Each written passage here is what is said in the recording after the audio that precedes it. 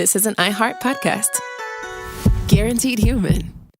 With no fees or minimums on checking accounts, it's no wonder that Capital One Bank Guy is so passionate about banking with Capital One. If he were here, he wouldn't just tell you about no fees or minimums. He'd also tell you about how Capital One cafes are open 7 days a week to assist with your banking needs. Yep, even on weekends. It's pretty much all he talks about, in a good way. What's in your wallet? Terms apply. See CapitalOne.com/bankguy. Capital One N.A., member FDIC. Brought to you by the Spam brand. Some foods or TV shows just instantly take you back to your childhood. Spam Classic is one of those foods. It's so 90s, but also so iconic that the sight of it sizzling just makes your mouth water.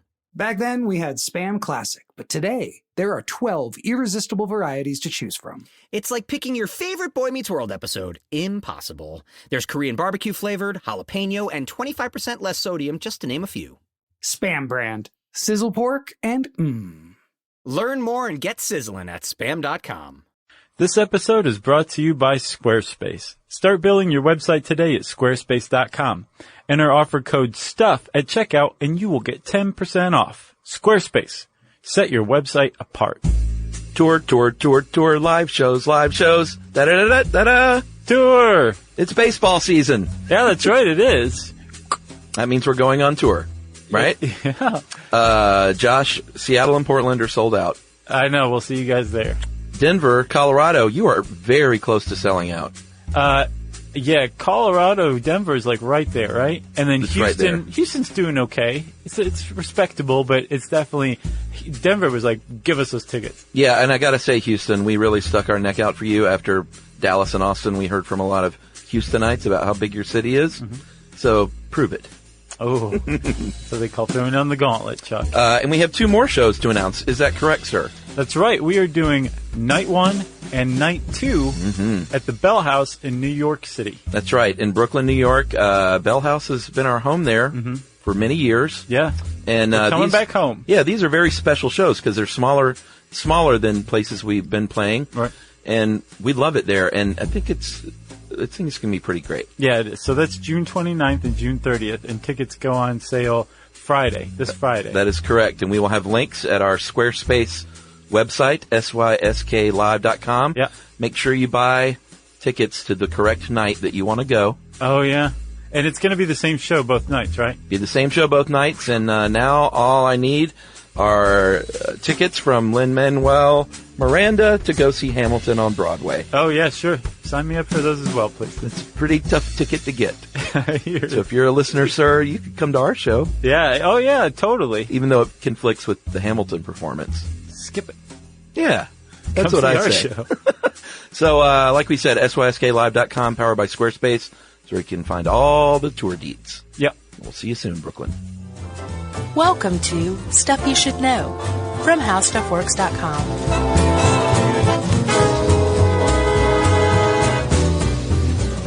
Hey, and welcome to the podcast. Meow. I'm Josh Clark. Meow. There's Charles W. Chuck Bryant. Meow. And Jerry's over there. And this is Stuff You Should Know, the podcast. The annoying podcast, apparently. The what? The annoying podcast. Cat meowing is annoying to you? Oh, it's like there's rusty nails in my blood vessels. You don't like cats, do you? No, I'm just kidding. I'm okay. fine with cats. I think people are like, I hate cats.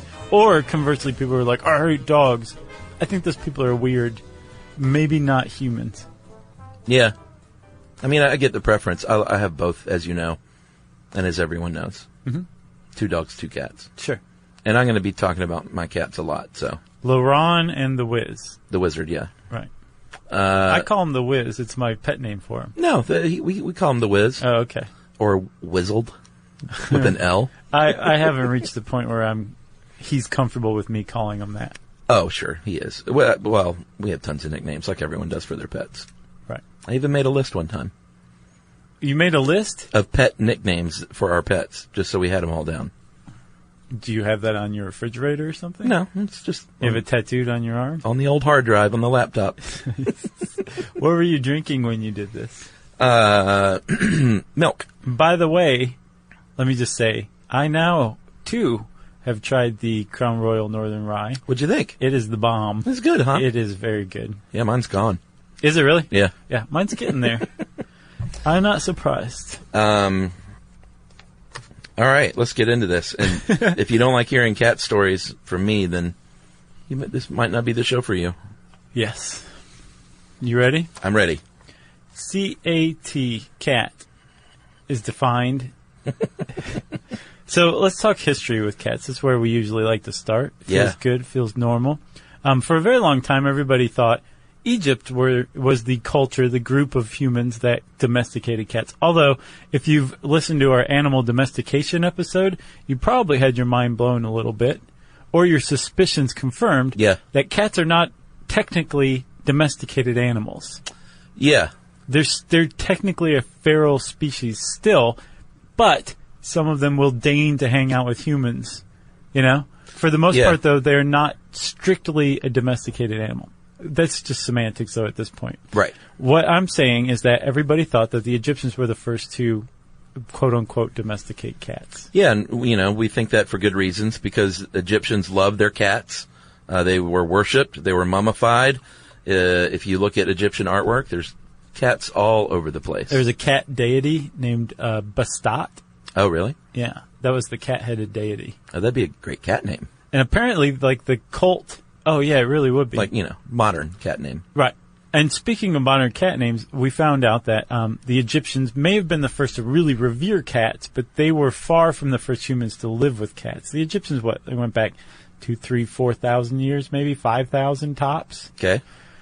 We found evidence that in the Fertile Crescent, something like 12 or so thousand years ago, when people first started toying around with agriculture, they started storing the grain that they harvested from agriculture, and the cat said, I like these piles of grain that are attracting rodents. Yeah. I don't need to be a fierce wild animal anymore. I'm just going to hang out where these peeps are. Yeah, and they formed what can only be described as a symbiotic relationship with humans, because humans all of a sudden were like, these crazy cats are doing us a kindness.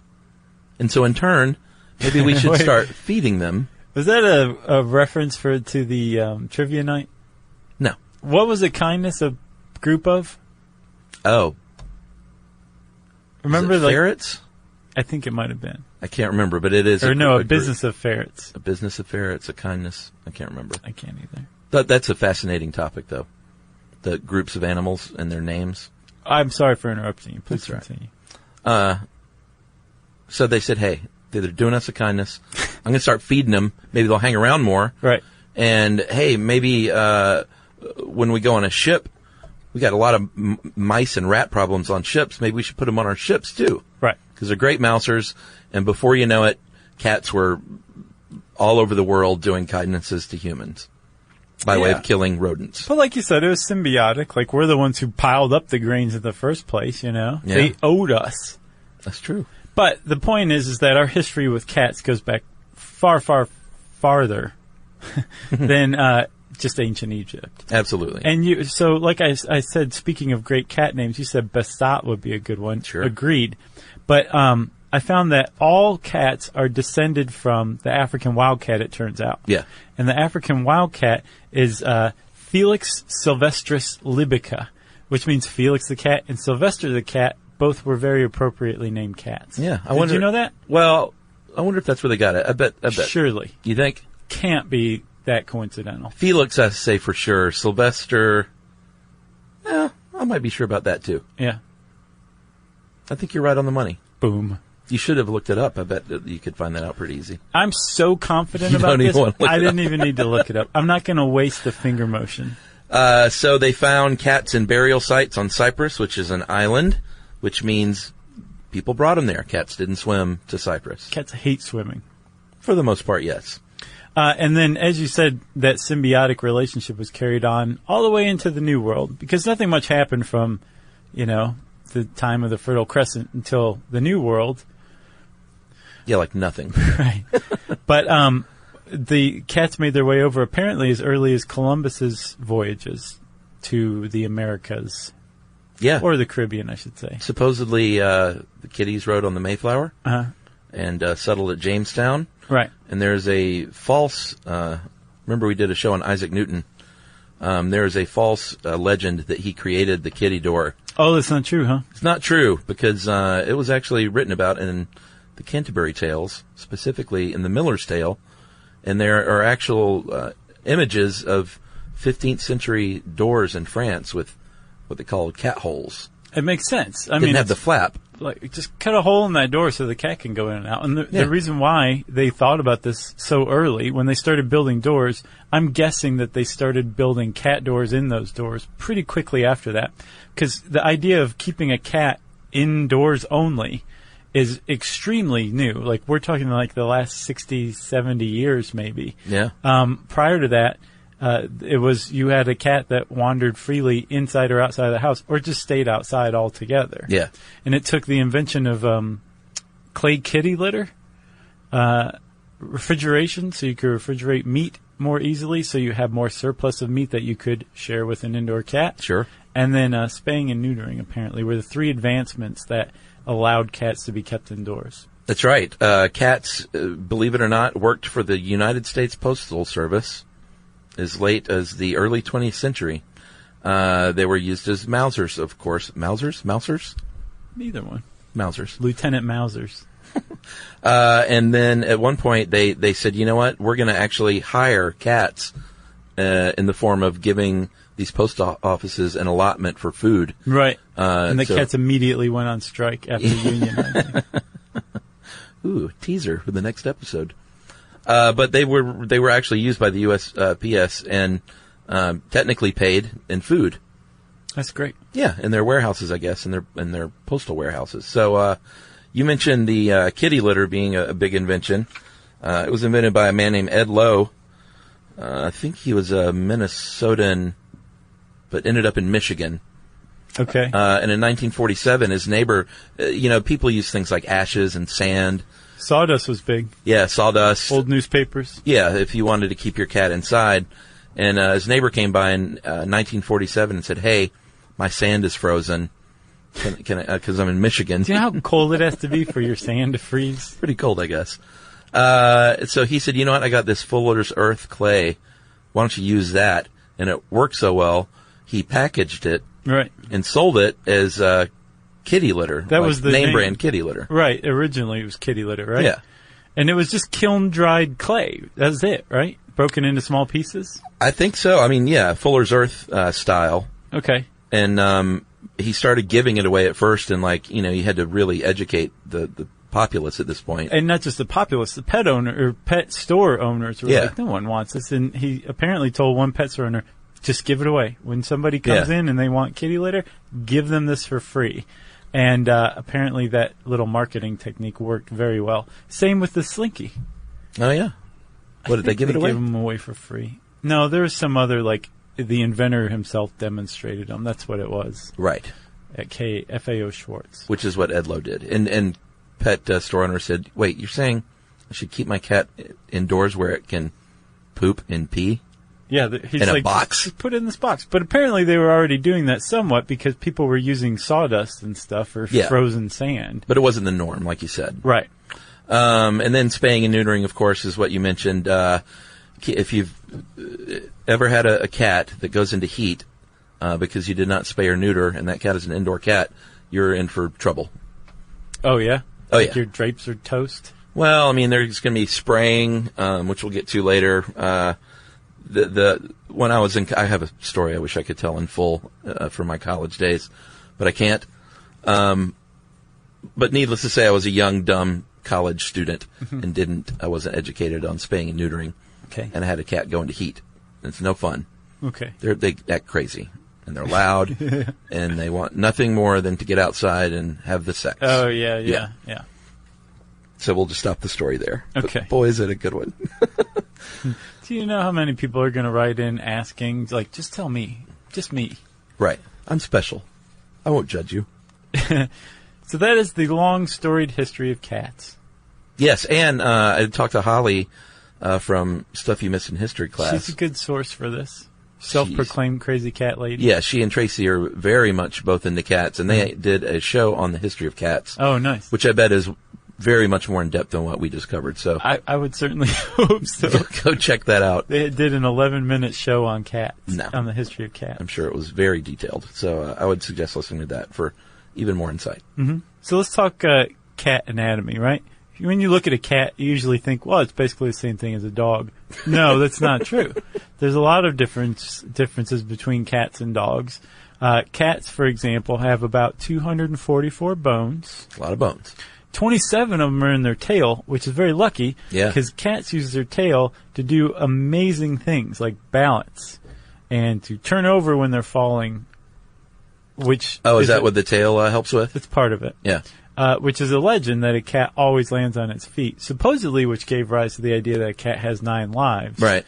But no, cats can also not land on their feet sometimes. Yeah, how about we'll say this. Cats really, really want to land on their feet and try their hardest to. And do most of the time. Yeah. Yeah.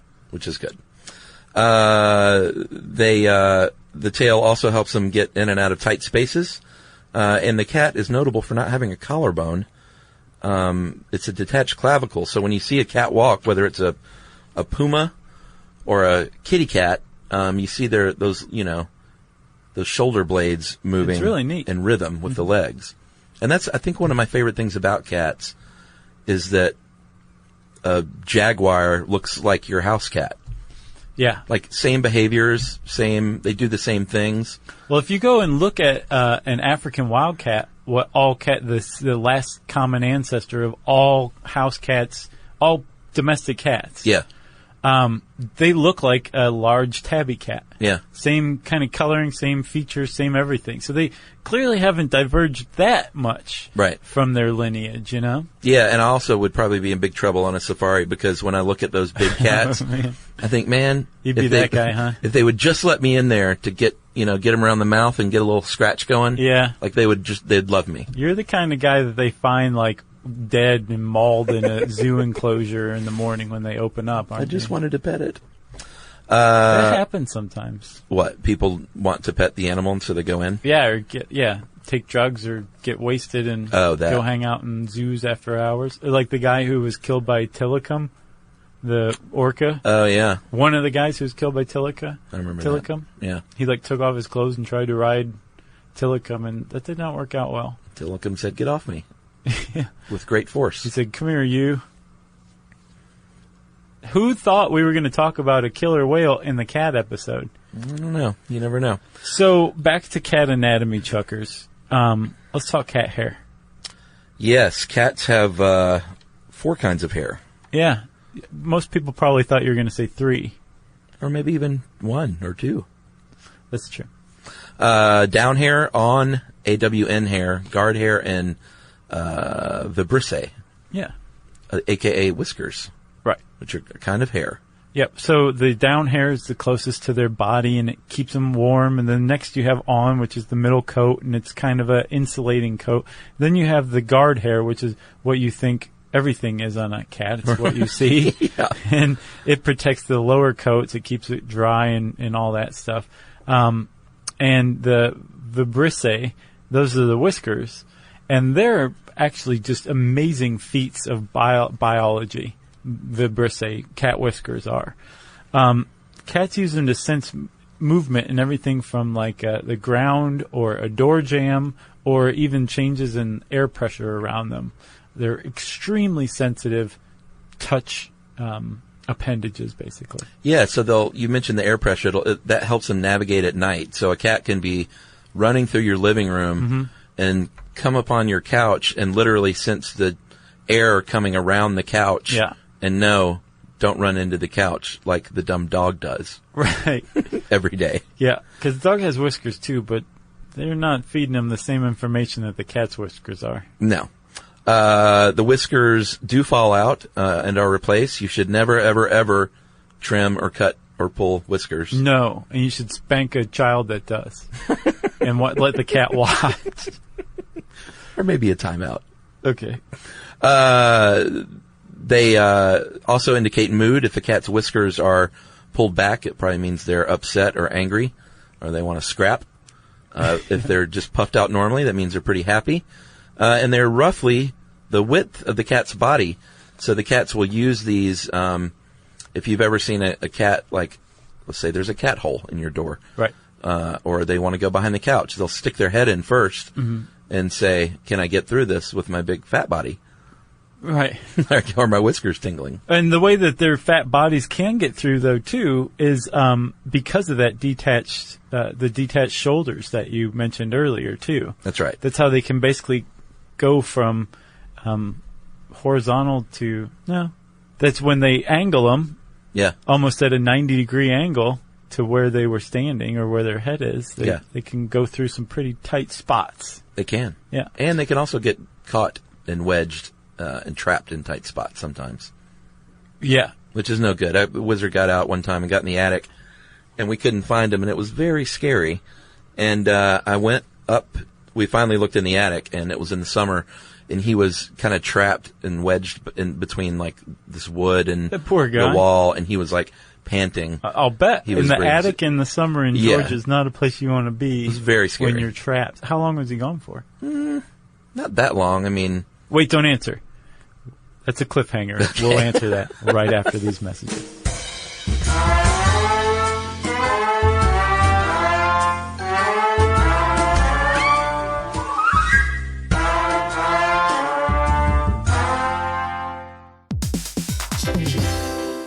Stuff You Should Know is brought to you by the Spam brand. Here's some sizzling hot knowledge for you. Did you know there's a blue can found around the world that's so beloved there are entire festivals dedicated to it? Are you talking about beer? No, it's Spam Classic, Chuck. That's right, and it's also delicious. That cultural icon went from the meat that won the war in the 1930s to having a museum dedicated to it. Today there are 12 mouth-watering varieties like teriyaki, tocino, and Korean barbecue flavored, just to name a few. And, of course, Spam Classic, all waiting for you to fry up into your favorite Spam dish. There's simple, crowd-pleasing dishes like Spam Classic and eggs, or flavorful cultural favorites like Spam Musubi, a perfectly fried Spam slice on a bed of rice wrapped in nori. It's a sweet yet savory Hawaiian favorite. So, while we serve up cans full of wisdom, you need to sizzle up some Spam Classic and bring that crispy on the outside, tender and juicy on the inside goodness to your next dish. Spam brand, sizzle, pork, and mmm. Learn more and get sizzling at spam.com.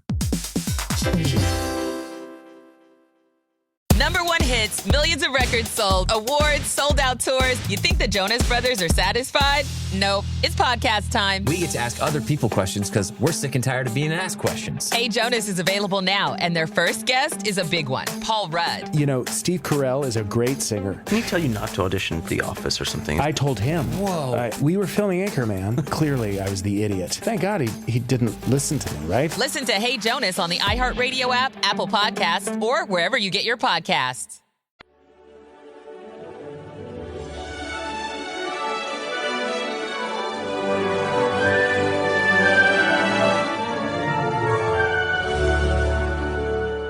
So, Chuck. Yeah. How long was the wizard gone for? 7 days and 7 nights. Well, that's a long time. No, it was just a few hours, I think. But it was so hot that it was, we felt like, very bad parents. Yeah. I mean, he got into mischief. Well, yeah, he got himself up there. Duct tape him to the fridge? Curiosity almost killed my cat. Jerry laughed at that. She did. She's listening. Cat's paws. We're not done with anatomy because cat's paws are pretty remarkable. They, unlike dogs, they can turn their paws. They can make little fists and flex. Right. Fists with your toes. Yeah, more than a dog can. And they are obviously great for climbing things, and for self-grooming, heat detection, temperature regulation, killing mice and moles and chipmunks and bringing them to the doorstep, saying, "Look what I did." Yeah, check this out. I'm a good kitty. I strangled it with my paws that are bendable. And the claws are obviously not always out. They're retracted back in, and they use them as needed. So you found some really a really interesting article from the Humane Society of the U.S. on cat claws that I could almost not make it through. Oh, really? I was cringing so much. Yeah. It was really rough, man. So you said that a cat's claws are retractable, right? Yeah. So the claws go back into the skin sheath, and they come out when they're ready for some action. And to declaw a cat is not to just clip the claws, because just like a human's fingernails, they grow. Sure. Which is one reason why cats scratch, which is to basically file down what amounts to their fingernails, their claws. Yeah. And the fact that they do this on the couch is what leads some people to get them declawed. So you can see this vicious cycle coming up, right? Yeah. Well, declawing a cat is way more than clipping its toenails. It's nothing like that. It's more akin to, as this article puts it, cutting off a human's fingers at the first knuckle. Yeah. At the last knuckle, the knuckle closest to the end of the finger. Yeah. We try not to get too opinionated, but I've always preached don't declaw. I think it's cruel. The cats need their claws for a variety of reasons. There's no medical benefit to declawing a cat. It is purely for humans who don't want to take the time to train their cat to not scratch their couch. Yeah, and the Humane Society makes the point that the average person can easily train their cat to scratch different places. They suggest things like make sure your cat has a number of different scratching posts from different types of materials in different positions, like vertical and horizontal. And put them near the things that they scratch. Like if they scratch the arm of the couch, right, put a post near there. And, cats respond to no, and just like dogs do. Right. You tell a cat no, and then you rub some catnip on the scratching post. Right. And they'll say, well, that's wonderful. Sure. That's what they say. They have this stuff called... I think instead the cat's not saying, well, that's wonderful. They're saying, you win this round. Right. And they're biding their time is what they're really doing. There are these clear sticky tapes you can put on your furniture that they don't like. And my experience has been you don't have to leave that stuff there forever. Once they realize, ooh, I don't like the feel of that on the couch, I'll just move on and to the scratching post, and then you can eventually peel that stuff off. Sure. You can... It does look kind of gross after a little while. I can imagine, especially with a cat in the house. Yeah. You can also hide behind your drapes with an air horn and wait for your cat to come scratch. Yeah. And scare them. They'll pick up on that real quick. You want to start young, both trimming your cat's nails and with the trying to get them to not claw at stuff. The earlier you start, the better they're going to be. And it really doesn't take that much effort. If a cat doesn't have its claws, can lead to a lot of problems. Declawing can make their paws swell and stay swollen. Yeah. It takes away their ability to jump on something, so they could try and jump up on something and not be able to grab and then fall back down. Yeah, and they may also turn into biters because they don't have the ability to claw anymore. So they may be like, well, I'll use my teeth instead, which is way worse. Yeah. And supposedly also a lot of reason that some people have their cats declawed is not just for their furniture's sake, but because they're worried about things like cat scratch fever. Right. As Ted Nugent preached against, right? What a jerk. But the idea that you can catch an infection from a cat scratch is far less likely than a cat's bite. Yeah. Dealing with cat's feces or getting bitten by a flea that isn't infected, that is near your cat. So being scratched by a cat, declawing a cat to prevent infection is actually a terrible idea as well. Yeah, and if you have indoor-outdoor cats and you declaw them, that's just like the worst possible scenario, because then they literally have no defense in the outside world. They're toast. So, are we clear enough? Don't declaw your cats. In fact, many countries have banned it. Yeah. It's such a it's such a bad thing to do. So, I'm not judging you. Some people don't know. Well, yeah. So we're trying to educate you. So you brought up indoor and outdoor cats. Here's another soapbox for you to stand on, Chuck. Let me just slide it over. There is a great debate on whether cats should be indoor cats or outdoor cats. And like we said, for almost all of domestic house cats' history, they were not indeed house cats. They were not strictly indoor cats. Yeah. Those just didn't really exist very much. And they were allowed to come in and out, or they were strictly outdoor cats. And it's a fairly recent change, but there's a lot of the animal rights groups say, no, you should keep your cats indoors. It's the safest place for your cat. The American Bird Conservancy says that you would be also saving the lives of countless small animals. The American Bird Conservancy estimates that in the U.S. alone, cats kill hundreds of millions of birds and more than 1 billion small mammals like rabbits, squirrels, and chipmunks every year. No, isn't that crazy? That's like well beyond the circle of life. Yeah. You know, so there's a lot of people who say, yes, you should keep your cat indoors. And then the other side says, don't be stupid. These are outdoor animals. You should not confine them indoors. It's unnatural. Well, yeah, the thing I most often hear is my cat loves it outside, which is true. Your cat does love it outside. But for me, it's, you're the owner. It's up to you. Like an indoor cat can live 15, 17, 20 years. If you have a strictly outdoor cat, they say the life expectancy can be as little as, 2 to 5 years. It's definitely like a live fast, die young scenario. Yeah. For the outdoor cats. Sure, they can get how many times have you walked down the street or driven down the road and seen a squash cat that was somebody's house cat? Far less than a squash dog or even a deer. Really? Yeah. Now that I think about it, I very rarely have seen a dead cat on the side of the road. Well, how about this? How many times have you seen a cat cross a road successfully? Probably a lot, because cats are pretty smart. They're not like squirrels. Right. Like a squirrel run into the middle of the road. It'll be 90% across the road, and then it'll turn back. Double back. And double back. It'll be like, oh, the tire missed me. Let me go make it easier for it. Yeah, cats are pretty good at it, but your cat shouldn't have to be good at crossing a street with cars. Well, then you get into the idea of like humans fragmenting natural habitats and all that kind of stuff. Because if you really look at it, Chuck, especially with cats, if you consider the idea that they are not fully domesticated animals, and that we have basically shuffled them around the world. We've basically taken African wildcats and be like, hey, come with us. We're going to the New World. Hey, come with us. We're going to go found Rome. Hey, come with us. We want you to be one of our deities here in ancient Egypt.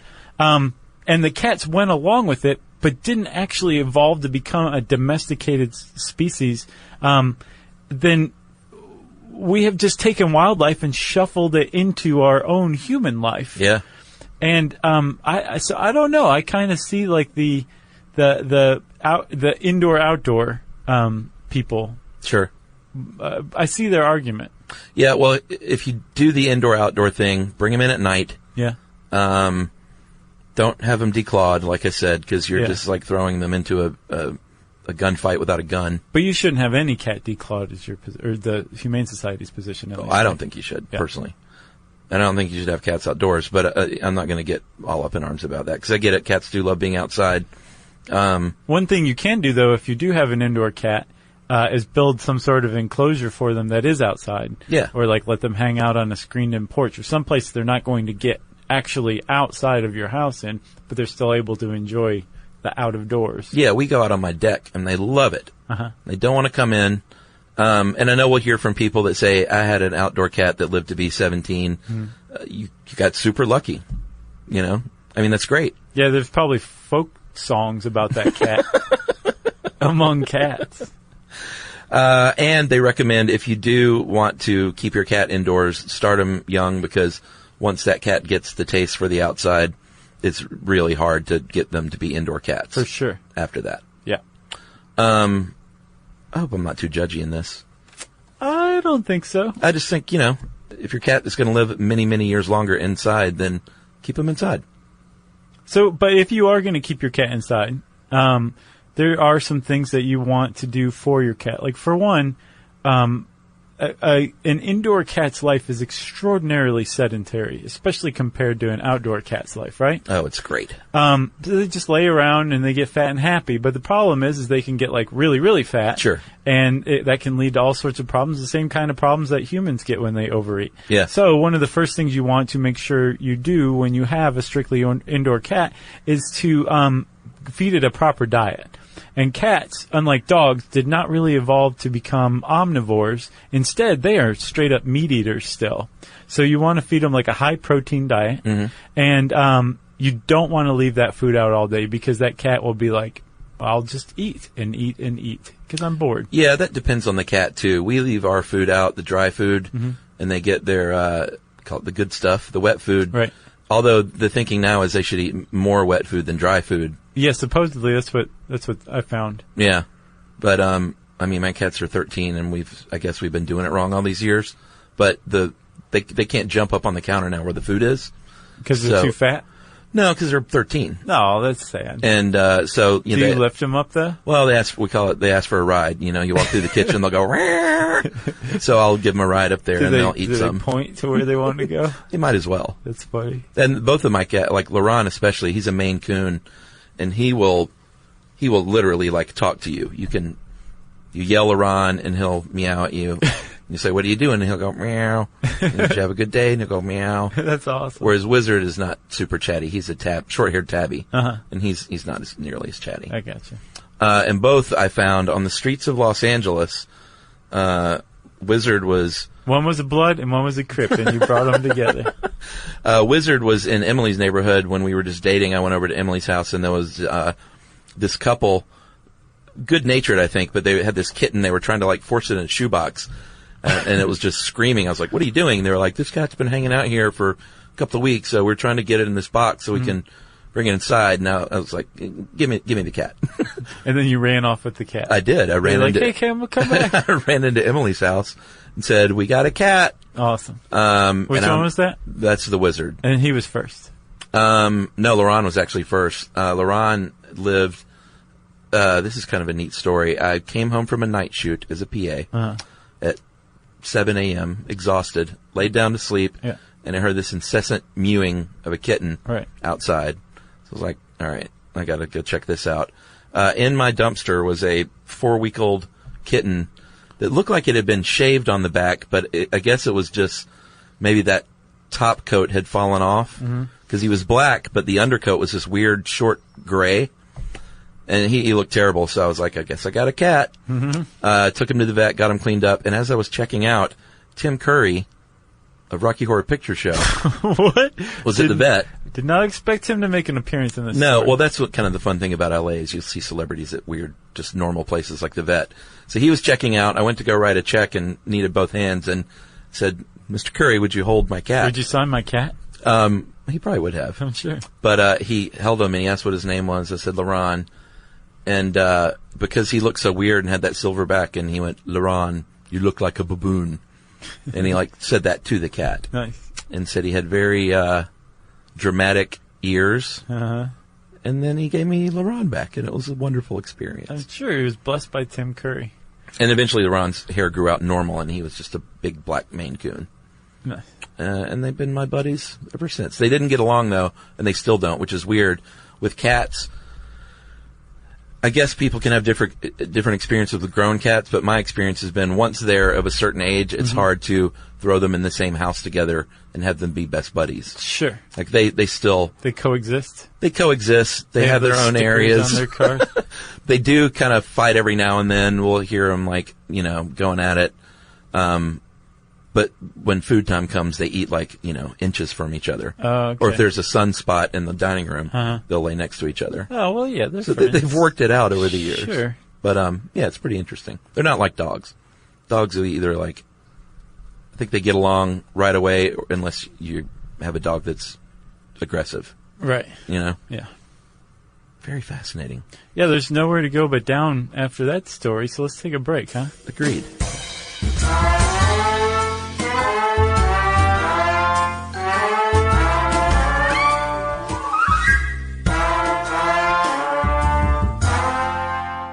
Brought to you by the Spam brand.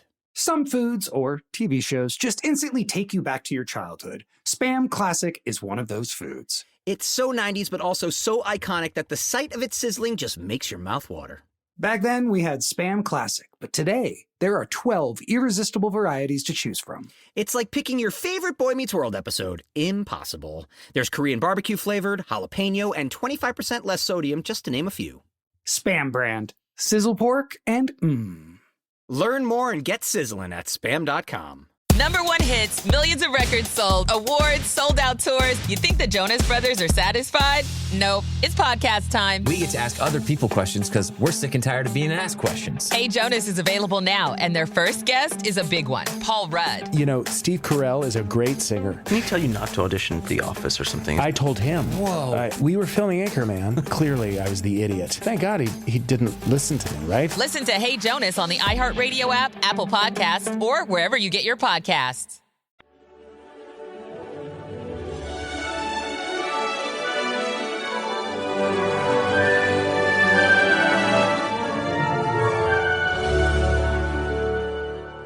So, Chuck, one of the things that cats are most famous for is their behavior. Yeah. Right? Like, there's just certain things cats do that no other animal does. Very quirky. So, for example, what's called making biscuits or kneading dough. It's the best. So, what is that? Well, if maybe you're laying on your couch and your cat jumps up on your belly and then just starts flexing its paws, pushing their paws in and out, left, right, as if they were kneading dough or making biscuits. Right. Sometimes they keep their claws in for this. Sometimes they flex them into your skin a little bit. Right. Which, to me, doesn't hurt. I think it feels quite nice. Sure. And there are a bunch of theories on why they do this, but I think the leading one is that when you see little kittens, they kind of knead on mama's belly to get more, theoretically, to prime the pump a little bit. To get more milk flowing. Yeah. Yeah. But you should not feed cats milk, we should mention. No, because you're feeding a cat cow's milk, and they are not capable of digesting cow's milk. It's actually really bad for them. I wonder where that came from. I don't know. Like a little saucer of milk. Tom and Jerry definitely did not help any cats. No. You know, because Tom was crazy for that stuff. Yeah. In a variety of ways that didn't help cats. Sure. That cartoon. But yeah, that's the predominant theory, that they're basically hearkening back to a happy childhood. Yeah. And they're also they have scent glands in their paws. Mm-hmm. So when they're scratching or kneading, making biscuits, they're releasing that scent as they're like kind of claiming their territory. Right. They're marking whatever that is, whether it's their human's belly. There's a really cute video in an article you sent me that has like a cat kneading a dog that's asleep on its side, and the cat's just sitting there like kneading its shoulders and neck. Pretty good stuff. So the cat's saying, this is my dog. Yeah. That's my dog. Yeah. And there's other ways that cats also mark their territory, their people, using scent glands too. It's not just in their claws. They're also on their faces, which is one reason why cats kind of bump faces with you. Yeah, we call it the headbutt, you know. A cat, Laron headbutts a lot. Wizard doesn't headbutt as much, but if you're scratching a cat with your finger, a lot of times they'll make sure that finger gets at the corner of their mouth. Mm-hmm. You have scent glands there in the paws, and they eat that stuff up. They love it. They are. They're marking you, and then they're also taking in any weird scents you may have gotten too, which is why some people will be like, your cat knows when you've been holding another cat, and they're not happy about it. Because they can smell that other cat, because that cat was like, here you go, sucker. I just marked you. It's going to tick your cat off. Yeah. This is my person now. Cats can also spray. It is very pungent. It's not just urine, although it can be. But most of the time it's urine mixed with a fatty material, viscous fatty material that's really musky and stinky. Mm-hmm. If you get your cat fixed, which you should, spay and neuter, as early as possible, but that'll take care of about 90% of spray issues. Right. If you don't fix your cat, you're just asking for it. Yeah. They will pay you back. Yeah. In spray. Yeah. Not in spades, but in spray. Right. And what they'll do is sometimes if it's a horizontal surface, they kind of just pee. If it's a vertical surface, they'll spray on it, and they'll back that thing up, and you'll see the tail quiver. And kaboom! Yeah, kaboom is right. But Laron and other cats, I think, even after you've had them fixed, will mimic the spray. Right. Like he'll go by the couch and back up to it and quiver his tail, but nothing comes out. Oh, he's just psyching you out? You're like, no. He's like, I'm just kidding. You fixed me. Settle down. And a lot of times it's stress. A lot of times it is to mark their territory. Right. And sometimes it's a male saying like, hey, smell this. Check me out, Get ladies. a load of this. And sometimes it's in revenge. Like, if your cat's not happy, if the litter box said, like, Remember my story when I didn't put litter in there? Oh, yeah. LaRon started peeing everywhere. Man. Just goes off like a paint bomb and a bag of bank robbery money. Cats can drool. I had one very drooly cat as a kid. Yeah, but supposedly that's like a really bad sign if your cat drools a lot, right? Well, it can signify a medical issue. Right. So if your cat doesn't normally drool and starts drooling, you should get it checked out. But if you can just have a drooly cat as well. If you're working that scent gland, they'll this cat Scooter I had, it was a long hair, and LaRon drools a little bit, would just drool like crazy. Really? Yeah. So if it is a problem, it usually indicates something like some sort of oral disease. Yeah. Or they're having trouble swallowing, which is not good. Yeah. Or they might have motion sickness. Oh, interesting. And panting is not good in your cat. Like if you see a dog panting, yeah, that's your dog's panting. But if a cat's doing it, it is really stressed out. Yeah, that's like when Wizard was panting in the attic. It's disturbing to see a cat pant. Right. Funny enough, that cat Scooter ran away from my house. We had outdoor cats growing up. Mm-hmm. We didn't do the right thing when I was a kid, my family. No? No, I'm not, we didn't go to the vet much. It was kind of like country style. Sure. Like you just had animals. If they got sick and died, they got sick and died. It's the law of the West. But I was very much educated as I got older on like proper pet care. Right. And like you take your cat to the vet once or twice a year to get checkups. Yeah, exactly. Just like you do a dog. But Scooter ran away from home, and I found that cat like 3 years later, 5 miles away from my house. Really? Living at someone else's house. Was he wearing like a necklace made of chipmunk skulls? Yeah, right. You know? He had this wild look in his eye. No, he just lived with someone else. I don't know how he got there. I mean, it was a long way. Oh, so he hadn't gone feral. He just moved in with another family. Oh, yeah. He was in That's this driveway hilarious. just hanging out and ran up to the door. Did he pretend like he didn't know you? But he had his tag. He ran right up to me. Wow. And I didn't take him. I was like, I guess you're happier here. How old were you?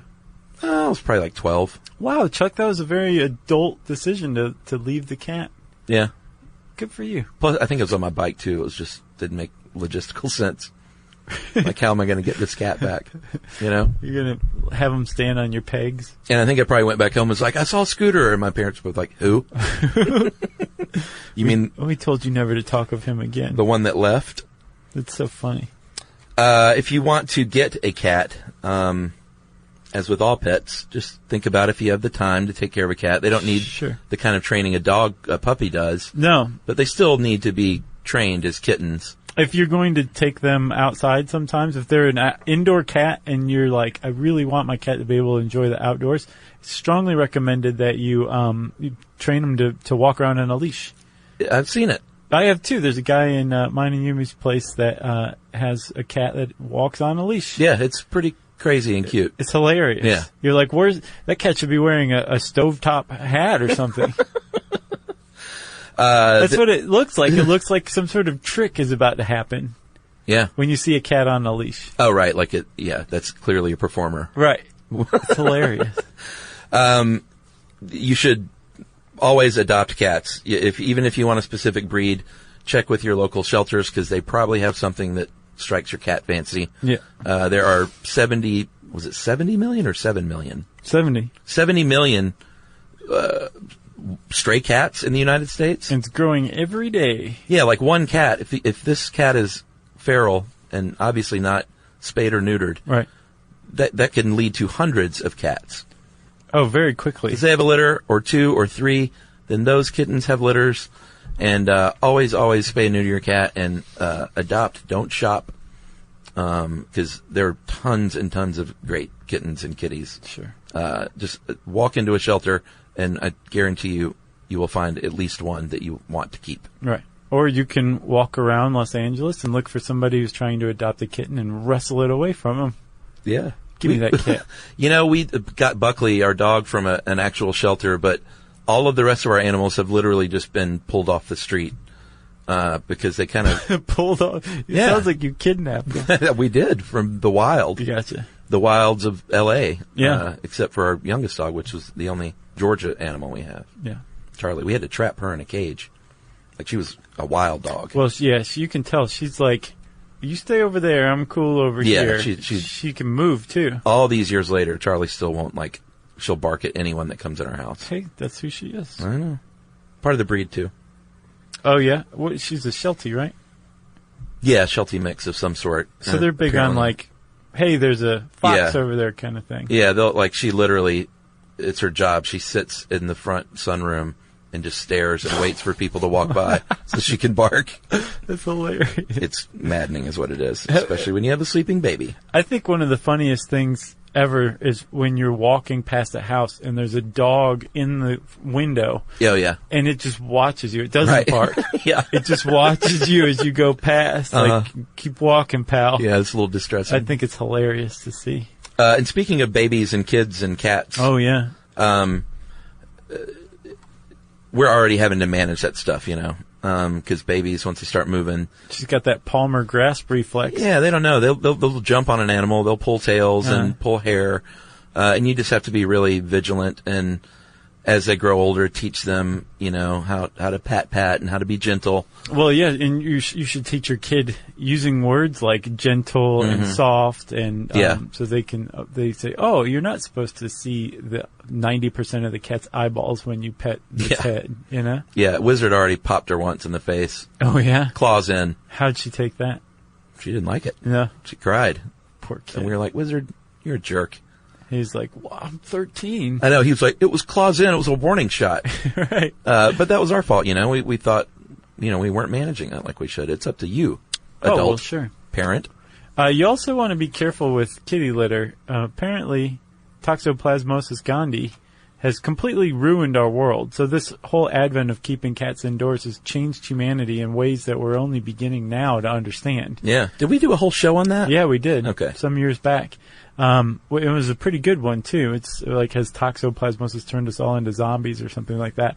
But there was a very recent study that came out of the University of Chicago, and they examined, I think, 358 adults and identified some people that suffered from intermittent explosive disorder, where just something just sets you off and it's totally unreasonable. And a really good example of it is road rage, right? Yeah. And they found that half of the people with IED had toxoplasmosis infections. Oh, wow. Which you would have gotten from a cat. I most certainly have it, yeah. Yeah. Well, supposedly 1 in 3 people in the world have it because of cat domestication. Wow. And it's bad if you're a pregnant lady. So if you're pregnant, they say it's time to switch duties if that's how it goes in your house. And your husband is on cat litter duty. Right, because until you have that baby. Because of toxoplasmosis, it can cause birth defects as well in children, unborn children. Yeah, it's bad news. Great idea to keep a cat indoors. One of the other reasons we didn't mention for doing that is you're much more likely to spot a sickness in your cat if they're always indoors. Cat? Oh, yeah. Sorry, yes. Like you're more in tune with what's going on with your cat, basically. Yeah, for sure. We should talk, before we leave, about purring and catnip. Yeah. Purring, all cats, not all cats, some wild cats do purr. All domestic cats purr. And even raccoons purr, which I didn't know. I didn't know that either. Pretty interesting. Have you ever seen foxes? They don't purr, they go, ah! It's the best. It's pretty great. Wiggle that tail. Yeah. A fox to me is like a dog cat. It's like the ultimate combination. It is, isn't it? Sort of, I think. Oh, by the way, we saw our neighborhood peacock the other day, and I thought of you. Oh, man. Help! Those things are so unsettling. Yeah, this dude he's a crazy bird guy, because he has this huge... And he has them? Oh, dude, he's got like 6 peacocks. That's gotta be illegal. I don't know. Maybe. I would think so. You're only allowed to have 6 cats in Atlanta. That's cats. Really? Yeah. Should we turn Holly in? No, she didn't have more than 6. I'd be surprised if she doesn't. But Holly has a separate litter box for each one of her cats, which proves that she's a crazy cat lady. Yeah. She'll tell you, man.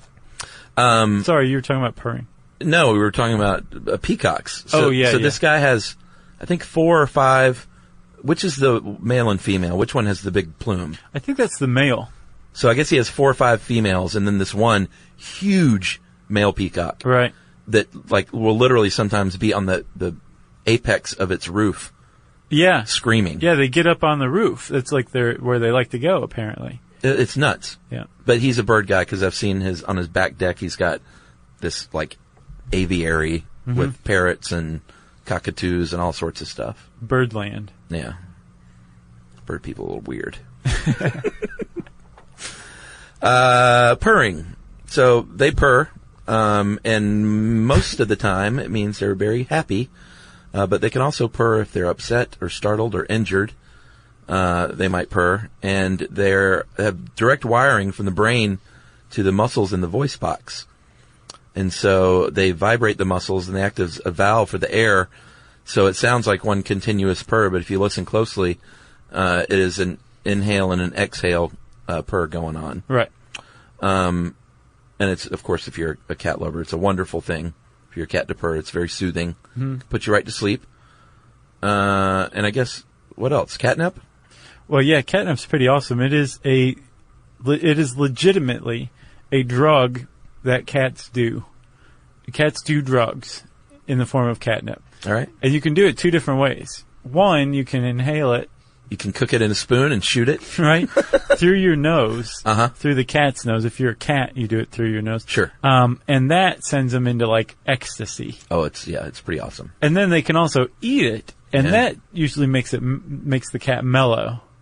And it depends on the cat. Only, I think, about half cats are actually sensitive to catnip's wiles. Its charms, yeah. Right. But the ones that are, they go nuts for this stuff. Yeah, both of my cats do. And you can get it either, dried out, like it looks like oregano. Yeah. And that's what I said you could put in your scratching pads to attract them to that. Right. So I put that stuff down, and man, they roll around in it, and right. It's pretty great. Or you can, my mom gives me, she grows it fresh. Yeah, because it's a member of the mint family. It grows pretty easily. Yeah, it looks like a little mint leaf. Yeah. And they're more prone to eat the fresh stuff. Oh, really? And roll around in the dried out stuff. I would have guessed the opposite. Yeah, I don't know. It's pretty fun, though. I think it's hilarious that there's a drug for cats. Dogs don't have a drug. Sure, it's called human kindness. Yeah, they get off on that. They do. If you want to know more about cats... There's a lot. I mean, we didn't even get into the breeds and cat shows and cat fanciers. There's a lot more out there. Yeah, oh yeah. Cat Fancy Magazine. You ever been to Rome, Italy? Yeah. Cats everywhere. Oh yeah, there are a lot of cats there, aren't there? Yeah, and there's a history to that. Mm-hmm. In Amsterdam, I think there's that cat boat in the canal. Sure. It's like a boat with 100 cats on it. I have not heard of that. Yeah. Huh. There's a lot more out there. Yeah, sure. There's a lot to cats. But we're done with cats, if you ask me. Agreed. If you want to know more about cats, travel to Rome or Amsterdam. You can also save some time and money by just typing the word cats into the search bar at howstuffworks.com. Since I said search bar, it's time for listener mail. I'm going to call this, You Were Right About Math, Chuck, sort of. Hey guys, huge fan of the show. Just started listening a couple of months ago after a friend recommended it, and I've been hooked ever since. I want to make a quick comment about math majors and ambiguity in response to the continent naming episode. I majored in math in college and definitely have an aversion to ambiguity. I really absolutely hate movies where with unresolved endings, so perhaps you guys are onto something here. However, it should be noted that higher level mathematics, especially pure mathematics, can be incredibly ambiguous, which is why most mathematicians, spend their entire careers attempting to solve problems or understand or prove theorems without ever solving anything. Man, I can't imagine that.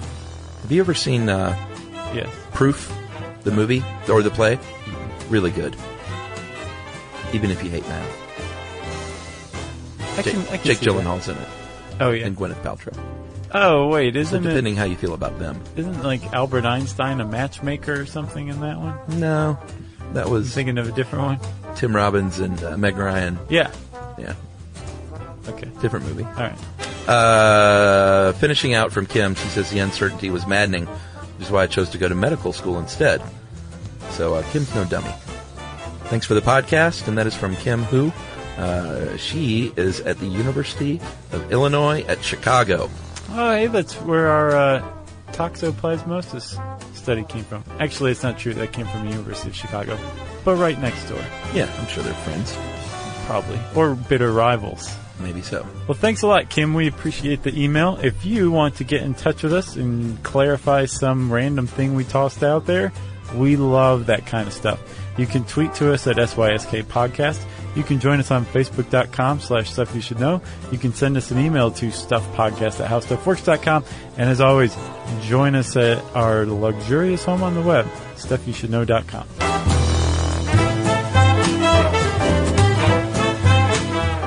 For more on this and thousands of other topics, visit howstuffworks.com.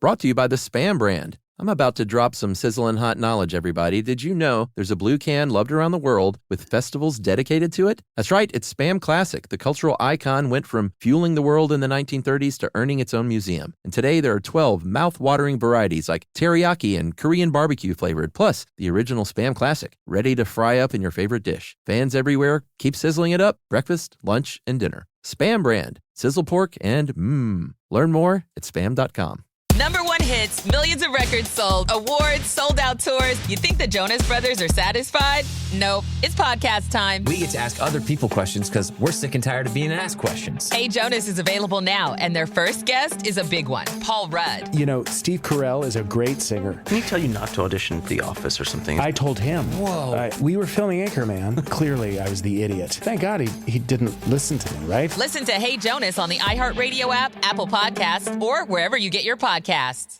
This is an iHeart podcast. Guaranteed human.